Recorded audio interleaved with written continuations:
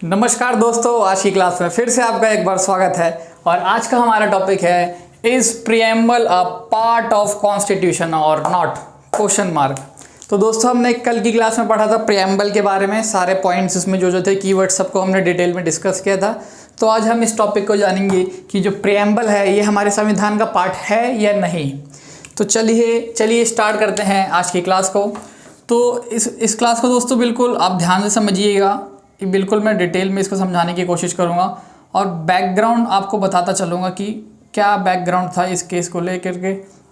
तो आप इसको समझने की कोशिश करिएगा, आपको बिल्कुल आराम से समझ आ जाएगा, घबराने की बात नहीं है। तो दोस्तों जब हमारा पार्टीशन हुआ था, पाकिस्तान और इंडिया को जब बांटा गया था, तो उस टाइम पे जो बाउंड्री कमीशन था यानी रेड क्लिफ साहब जो थे उस टाइम पे, जिनको अपॉइंट किया गया था भारत और पाकिस्तान को डिवाइड करने के लिए, on the basis of religion divide किया था, मुस्लिम को एक तरफ, हिंदू को एक तरफ।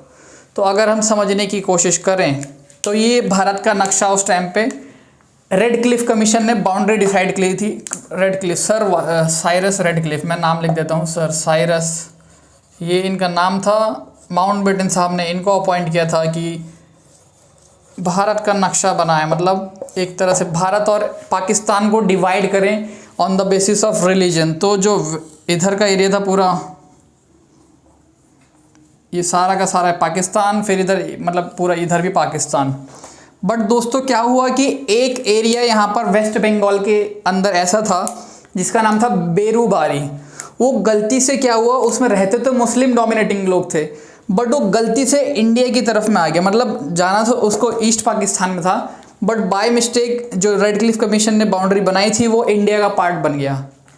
तो इससे क्या हुआ दोस्तों कि 1952 में पाकिस्तान ने ऑफिशियल डिस्प्यूट एक तरह से बना दिया इसको कि बेरूबारी हमारा पार्ट है, इंडिया से बोला कि इसे हमें वापस करो, बेरूबारी। तो दोस्तों ये ऑफिशियली पाकिस्तान ने डिस्प्यूट कर दिया था सन 1952 में, क्योंकि जो बेरूबारी है ये मुस्लिम डोमिनेटिंग एरिया था और ये बाय मिस्टेक इंडिया के उसमें आ गया था। तो दोस्तों क्या हुआ कि ये जितना भी एरिया था, पहले मैं लिख देता हूँ, बाउंड्री कमीशन था ये, boundary commission and by Radcliffe यहाँ पे भी लिख देते हैं, इन्होंने किया था। ये पूरी जो बाउंड्री बनाई थी सारी की सारी ये रेड क्लिफ साहब ने बनाई थी। अब ये जो बेरूबारी ऑफिशियली इन्होंने मांगना स्टार्ट किया, तो उस टाइम पे हमारे जो प्राइम मिनिस्टर थे नेहरू साहब, उन्होंने एक एग्रीमेंट साइन किया 1958 में आते आते। ये 1952 से कहानी स्टार्ट हुई दोस्तों, और 1958 एक एग्रीमेंट साइन हुआ जिसको कहा जाता है नेहरू नून एग्रीमेंट। नेहरू नून एग्रीमेंट, नून जो हैं वो वहाँ के प्राइम मिनिस्टर थे पाकिस्तान के उस टाइम पे, और नेहरू साहब हमारे देश के। तो नेहरू नून एग्रीमेंट साइन किया गया, जिसमें इन्होंने क्या किया, बेरूबारी को उठा के पाकिस्तान को दे दिया। ये बेरूबारी था, इसको उठा के पाकिस्तान को दे दिया, जो कि वेस्ट बंगाल का पार्ट था उस टाइम पे। बट अब इन्होंने किस बेसिस पे दिया, इनको लगा प्रीएम्बल में, हमने दोस्तों वर्ड पढ़े थे कल की, डेमोक्रेटिक है, रिपब्लिक भी था उसमें, फिर उसके बाद उसमें था सॉवरन भी था। तो नेहरू साहब को लगा कि उनके पास पावर है कि बेरूबारी वाले एरिया को वो दे सकते हैं, बिकॉज सॉवरन मतलब अपने आप वो डिसीजन ले सकते हैं, ability to take decision. Government जो उनकी गवर्नमेंट बनी है वो जनता द्वारा चुनी गई है, और डेमोक्रेसी में जनता जो जिसे चुनती है उसको पूरा अधिकार होता है कुछ भी फैसला लेने का। तो नेहरू साहब ने अपना जो ये था बेरूबारी का पार्ट ये पाकिस्तान को दे दिया। बट जैसे ही नेहरू साहब देकर आए पाकिस्तान को, तो पार्लियामेंट, यूनियन पार्लियामेंट ने पूछा कि नेहरू साहब एक बार देने से पहले हमसे पूछ तो लेते कि आप दे सकते हैं कि नहीं दे सकते, क्योंकि हमारे संविधान में ऐसा कहीं नहीं लिखा था उस टाइम पे। अब मैं आपको दो आर्टिकल पढ़ाता हूँ। आर्टिकल 1, एक article 1 is important and other is article 3। ये दोनों बहुत इंपॉर्टेंट आर्टिकल हैं अगर हम इस पॉइंट ऑफ व्यू से समझें। तो दोस्तों आर्टिकल जो 1 है, आर्टिकल 1 कहता है कि India that is Bharat shall be union of states इसका मतलब क्या हुआ दोस्तों, जो भारत में जितने भी स्टेट्स हैं उन सबको यूनाइटेड करके रखा है इस आर्टिकल ने एक तरह से, अगर आप समझने की कोशिश करें। अगर हम इसको इस पॉइंट ऑफ व्यू से समझें कि सब, एक और आर्टिकल पहले बता देता हूँ, उसके बाद मैं आपको बताता हूँ, दैट इज़ आर्टिकल 3। इसको आप याद करिएगा कि इसकी एक निमोनिक बना रखा है फिदा, FIDAA। ये दोस्तों एक निमोनिक है इस आर्टिकल को याद करने का। इसका मतलब क्या है कि यूनियन पार्लियामेंट चाहे तो क्या कर सकती है दोस्तों इस आर्टिकल के अंदर, फॉर्म न्यू स्टेट्स, वो नए स्टेट्स को बना सकती है। अगला है इंक्रीज द एरिया और boundary of a state, increase boundary of any state. दूसरा है decrease boundary of state, can decrease the boundary of state. Then it can alter the boundary of state and alter the name of the state, alter name. तो ये आप फिदा से याद कर सकते हैं। इसका मतलब ये है कि increase the boundary of a state, decrease, form the new states, alter the name and alter the boundary of that state. अब इसका मतलब क्या है दोस्तों, अब जैसे ही ये देकर आए, मतलब अपना बेरूबारी को उन्होंने पाकिस्तान को दिया, तो पार्लियामेंट ने इनसे क्वेश्चन किया कि कहाँ पर ऐसा लिखा है अंडर आर्टिकल 3 कि आप बेरूबारी को दे सकते हैं। इसमें सिर्फ लिखा है कि फॉर्म कर सकते हैं, इंक्रीज कर सकते हैं, डिक्रीज कर सकते हैं, alter the name. And union का मतलब क्या है, यूनियन स्टेट्स का मतलब दोस्तों क्या है कि यूनाइट करके रखा है इस आर्टिकल ने। सपोज अगर केरला या कोई भी स्टेट अगर चाहे कि हम भारत का पार्ट नहीं रहना चाहते, हम भारत से अलग होना चाहते हैं, तो वो ऐसा बिल्कुल भी नहीं कर सकते। जैसे ही कोई भी स्टेट हमारी कंट्री को छोड़ना चाहेगा, मान लो इंडिया को छोड़ के दूसरी कंट्री में जाना चाहेगा या दूसरा पार्ट बनना चाहेगा, एक सेपरेट पार्ट बनना चाहता है, तो वो ऐसा नहीं कर सकता, बिकॉज आर्टिकल 1 कहता है India that is Bharat shall be union of states. और जैसे ही कोई भी स्टेट ऐसा करने की सोचेगा, देन इंडियन गवर्नमेंट तुरंत वहाँ पे अपनी आर्मी भेज के उस स्टेट को अंडर कंट्रोल कर लेगी। तो ऐसा कोई भी स्टेट नहीं कर सकता। अब दूसरा क्वेश्चन आता है कि स्टेट अपनी मर्जी से नहीं जा सकते, बट क्या इंडिया किसी स्टेट को किसी को दे सकता है क्या? तो यही नेहरू साहब ने सोचा कि हम सॉवरेन पावर हैं, डेमोक्रेटिक हैं, रिपब्लिक हैं, तो हम दे सकते हैं, क्योंकि वो प्रियम्बल में लिखा था दोस्तों। बट कॉन्स्टिट्यूशन में ऐसा कहीं भी नहीं लिखा था कि आप किसी को अपनी कंट्री, मतलब कंट्री का कोई हिस्सा दे सकते हैं। अब जब नेहरू साहब ने फिर आर्टिकल 3 दिखाया पार्लियामेंट को कि इसमें लिखा है कि you can alter the boundary of a state, तो उन्होंने बोला कि जो मैंने इंडिया का ये पार्ट था इसको ऑल्टर किया है। बट दोस्तों इसके अंदर जो सबसे इंपॉर्टेंट लाइन है that is you can do anything, form the new state, increase the, decrease the, alter और name, but within the territory of India only, within the territory of India. आप उसके बाहर कुछ भी छिड़कानी नहीं कर सकते। इसका मतलब यही, आप डिक्रीज करो, इंक्रीज करो, बट जो वो हिस्सा है वो इंडिया की बाउंड्री के अंदर ही रहना चाहिए दोस्तों। ऐसा नहीं कि आपने उठा के पूरा का पूरा दे दिया और फिर इस पार्ट को सेपरेट कर दिया इंडिया का मैप ऐसा हो जाएगा, ऐसा नहीं कर सकते आप। वो जो भी आपको छेड़खानी करनी है you can do, but only within the territory of India. तो ये इस आर्टिकल में था, आर्टिकल 3 में। तो फिर क्या हुआ कि नेहरू साहब बोल रहे कि नहीं, प्रियम्बल में लिखा है कि सॉवरन हूँ मैं, मतलब डेमोक्रेटिक वे से मेरा इलेक्शन हुआ है, जनता ने मेरे को अधिकार दिया है, मेरे पास हर एक पावर है, मैं कुछ भी कर सकता हूँ। बट यूनियन पार्लियामेंट कहता है कि नहीं, आर्टिकल 3 में ऐसा कहीं भी नहीं लिखा है। नेहरू साहब ने सीड कर दिया था टेरिटरी को, सीडिंग ऑफ अ टेरिटरी, जो कि उस टाइम पे कॉन्स्टिट्यूशन में नहीं लिखा था। बट प्रियम्बल में लिखा था कि सॉवरेन है, ability to take decision by its own. तो ये क्वेश्चन सामने आया कि preamble is a part of constitution और नॉट। अगर ये कॉन्स्टिट्यूशन का पार्ट है तो आप अपनी टेरिटरी को दे सकते हैं, क्योंकि प्रियम्बल में साफ साफ लिखा है sovereign, ability to take decisions. But अगर वो पार्ट नहीं है तो आप किसी को अपनी टेरिटरी का कोई भी हिस्सा नहीं दे सकते। तो ये कन्फ्यूजन हो गई उस टाइम पे बहुत ज़्यादा कि क्या किया जाए। तो दोस्तों फिर उस टाइम पे जो थे हमारे राष्ट्रपति माननीय डॉक्टर राजेंद्र प्रसाद जी, उन्होंने क्या किया, उन्होंने वो भी कंफ्यूज होगा कि भैया ये क्या हो रहा है कि टेरिटरी दे सकते हैं कि नहीं दे सकते, इस preamble a part of constitution और नॉट।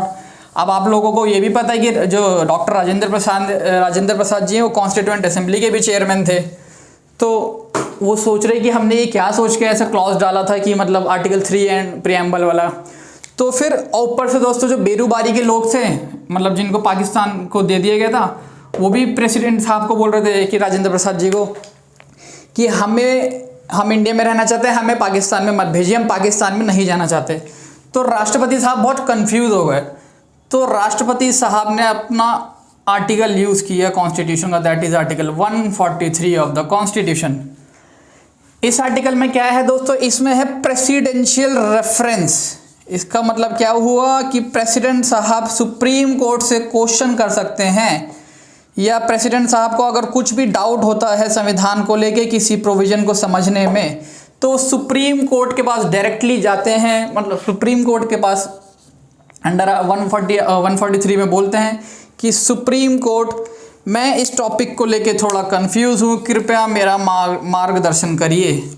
तो सुप्रीम कोर्ट की कॉन्स्टिट्यूशनल बेंच, यानी कॉन्स्टिट्यूशनल बेंच का मतलब दोस्तों क्या होता है कि 5 जजेस और मोर देन 5 जजेस of supreme court. Constitutional bench का मतलब होता है मोर देन और इक्वल टू 5 जजेस ऑफ द सुप्रीम कोर्ट। तो दोस्तों अगर कॉन्स्टिट्यूशनल बेंच आप कहीं भी सुने तो उसका सबसे सिंपल मीनिंग यही है कि मिनिमम 5 जजेस होने चाहिए, तभी वो कॉन्स्टिट्यूशनल बेंच कहलाती है। तो राष्ट्रपति साहब अगर कोई रेफरेंस लेते हैं सुप्रीम कोर्ट से, तो सुप्रीम कोर्ट 5 से कम जजेस से, मतलब 5 से कम जजेस के साथ कर ही नहीं सकता। उनको मिनिमम 5 जजेस चाहिए, क्योंकि उसे कॉन्स्टिट्यूशनल बेंच कहा जाता है। बिना कॉन्स्टिट्यूशनल बेंच के प्रेसिडेंट साहब का जो रेफरेंस है वो नहीं ले सकते।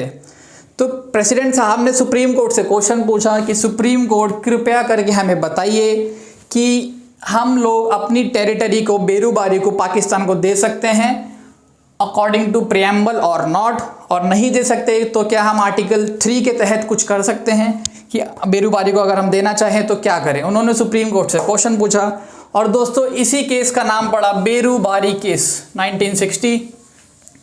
बेरूबारी केस के नाम से ये फेमस है। और फिर बेरूबारी जैसे ही दोस्तों जजमेंट आई, सुप्रीम कोर्ट ने बोला कि preamble is not a part of the constitution of India. Berubari judgment में दोस्तों क्या हुआ कि सुप्रीम कोर्ट ने बोला कि प्रियम्बल जो है ये पार्ट नहीं है हमारे संविधान का। इसका मतलब क्या हुआ कि जो नेहरू साहब ने किया, अपनी टेरिटरी किसी को दे दी, वो नहीं कर सकते प्रियम्बल के हिसाब से। Preamble is not the part of the constitution of India. ये था बेरूबारी जजमेंट। बट फिर क्या हुआ, अब अगर नेहरू साहब को देनी थी टेरिटरी, सुप्रीम कोर्ट ने बोला आप प्रियम्बल के तहत नहीं दे सकते, अगर आप किसी को देना चाहते हैं then you have to amend the constitution of India under article 368 of the constitution. तो 368 में अमेंडमेंट पावर है दोस्तों। इसके तहत इन्होंने आर्टिकल 3 को अमेंड किया, और अमेंड करके उन्होंने बोला now they can cede away their territory to Pakistan, that is Berubari. तो बेरूबारी को इन्होंने फिर अमेंड किया इस आर्टिकल को, और बेरूबारी को फिर उन्होंने दे दिया पाकिस्तान को by 9th constitutional amendment act 1960। 9th constitutional amendment act 1960। तो आप समझ सकते हैं दोस्तों, अगर प्रियम्बल पार्ट होता हमारे संविधान का तो हम लोगों को ये अमेंडमेंट करने की ज़रूरत नहीं पड़ती, क्योंकि उसमें लिखा हुआ है प्रियम्बल में, कल हमने पढ़ा, sovereign, Republic and democratic. Nehru साहब बोल रहे थे कि डेमोक्रेटिकली मैं इलेक्ट करके आया हूँ, मेरे पास जनता की पावर है, जनता ने मेरे को चुना है, तो मैं कुछ भी कर सकता हूँ, मेरे पास अधिकार है कि मैं बेरूबारी पाकिस्तान को दे दूँ। बट सुप्रीम कोर्ट ने बोला preamble is not a part of the constitution, it is only A summary of the constitution. But जब ये केस हुआ तो इसके बाद इन्होंने अमेंड करके बेरूबारी को पाकिस्तान को दे दिया by 9th constitutional amendment act 1960। But दोस्तों फिर उसके बाद सुप्रीम कोर्ट को लगा कि उनका ये जजमेंट गलत था, क्योंकि अगर आप देखें दोस्तों कि अगर हम लॉजिकली बात करें तो सपोज अगर आप कोई चैप्टर पढ़ते हैं किसी बुक का, एनसीईआरटी का, तो उसमें क्या होता है, जैसे ही आप कोई चैप्टर पढ़ते हैं तो आप समरी देखते हैं, और समरी में एग्जैक्टली वही चीज़ होती है जो कॉन्स्टिट्यूशन में होती हैं। तो कॉन्स्टिट्यूशन में, मतलब सॉरी, उस चैप्टर में, कॉन्स्टिट्यूशन तो इसके हिसाब से हो गया, समरी में वही चीज़ें होती हैं जो चैप्टर के अंदर लिखी होती हैं। तो अगर आपको कुछ एक तरह से अगर आपको जल्दी जल्दी कुछ पढ़ना है कि चैप्टर के अंदर क्या है तो आप समरी देख लेते हैं। तो यहाँ भी वैसे ही था, सब लोग बोल रहे थे कि प्रियम्बल अगर समरी है तो इसमें एग्जैक्टली वही चीज़ है जो कॉन्स्टिट्यूशन में लिखा हुआ है। बट सुप्रीम कोर्ट ने बेरुबारी में तो बोल दिया कि ये पार्ट ही नहीं है कॉन्स्टिट्यूशन का, ये बस एक सिंपल सी समरी बना रखी है जो कि संविधान बनने के बाद बनाई गई थी। तो दोस्तों सुप्रीम कोर्ट को लगा कि उस टाइम पे उनका डिसीजन गलत था और उन्होंने ओवर रूल कर दिया अपने इसी डिसीजन को केशवानंदा भारती केस में। ओवर रूल करके उन्होंने बोला कि हम उस टाइम पे हमारी जो जजमेंट थी वो सही नहीं थी। Preamble is a part of the constitution of India. तो जो केशवानंदा भारती केस था इसमें इन्होंने 1973 में इन्होंने बोला preamble is a part of constitution of India, that is part of constitution of India. अब क्या कर सकते हैं दोस्तों, अगर ये जजमेंट पहले आ गई होती तो उनको नाइन्थ कॉन्स्टिट्यूशनल अमेंडमेंट करने की ज़रूरत ही नहीं पड़ती और डायरेक्टली किसी को भी दे सकते थे अपनी टेरिटरी, क्योंकि सॉवरेन, रिपब्लिक एंड डेमोक्रेटिक उसमें साफ साफ लिखा हुआ है। अब अगर ये लोग चाहें तो ये दे सकते हैं किसी को अपनी टेरिटरी, क्योंकि preamble is a part of the constitution. But उस टाइम पे ऐसा नहीं था। उस टाइम पे सुप्रीम कोर्ट ने बोला कि प्रियम्बल नहीं है पार्ट। अगर आपको कोई टेरिटरी किसी को देनी है then you have to amend the constitution of India. अब दोस्तों अगर हम बात करें अगले पॉइंट की, तो एक हमारे बहुत मतलब अगर आप कहें इस फील्ड के बहुत ही एमिनेंट ज्यूरिस्ट थे, उनका नाम है N.A. पालखीवाला, नानी पालखीवाला नाम है उनका, नानी पालखीवाला। उन्होंने प्रियम्बल को एक नाम दिया और उन्होंने बोला preamble is a identification card, यानी कि आईडी कार्ड आप कह सकते हैं, ID card of the constitution of India. ये अगर आपको कभी आंसर में यूज़ करना हो तो आप ये यूज़ कर सकते हैं, that preamble is described as the identity card of the constitution of India. ये मैंने आपको एक बता दी क्योंकि ये बहुत फेमस पर्सनालिटी है। अगर आप किसी आंसर में अपने कभी लिखेंगे तो डेफिनेटली आपको एक नंबर एक्स्ट्रा मिलेगा बाकी स्टूडेंट्स के मुकाबले। तो दोस्तों और दूसरा एक और है के एम मुंशी साहब, उन्होंने बोला था that preamble is a political horoscope, मतलब जन्म कुंडली है। और आपको पता है दोस्तों जन्म कुंडली जन्म के बाद बनाई जाती है, यानी कि कॉन्स्टिट्यूशन बनने के बाद प्रियम्बल की बनाया गया था, उनकी समरी बनाई गई थी। तो इसको पॉलिटिकल होरोस्कोप कहा गया बाय के एम मुंशी साहब। तो दोस्तों आपने आज की क्लास में सीखा है कि प्रियम्बल जो है ये पार्ट है कॉन्स्टिट्यूशन का कि नहीं, और फिर हमने देखा कि दो judgment that is Berubari and Kesavananda Bharati case. उसके बाद सुप्रीम कोर्ट का एक फर्दर जजमेंट आया था 1995 में, that is LIC of India case 1995। उसमें भी सुप्रीम कोर्ट ने दोबारा से बोला that preamble is a integral part of the constitution. और अभी तक दोस्तों हमें यही पता है कि प्रियम्बल हमारा कॉन्स्टिट्यूशन का पार्ट है। तो अगर आपसे कोई पूछे कि preamble is a part of constitution और not, then answer is yes, it is the part of the constitution of India. तो दोस्तों आज की क्लास को हम यहीं पे फिर वाइंड अप करते हैं। मिलते हैं आपसे नेक्स्ट क्लास में। बहुत बहुत धन्यवाद।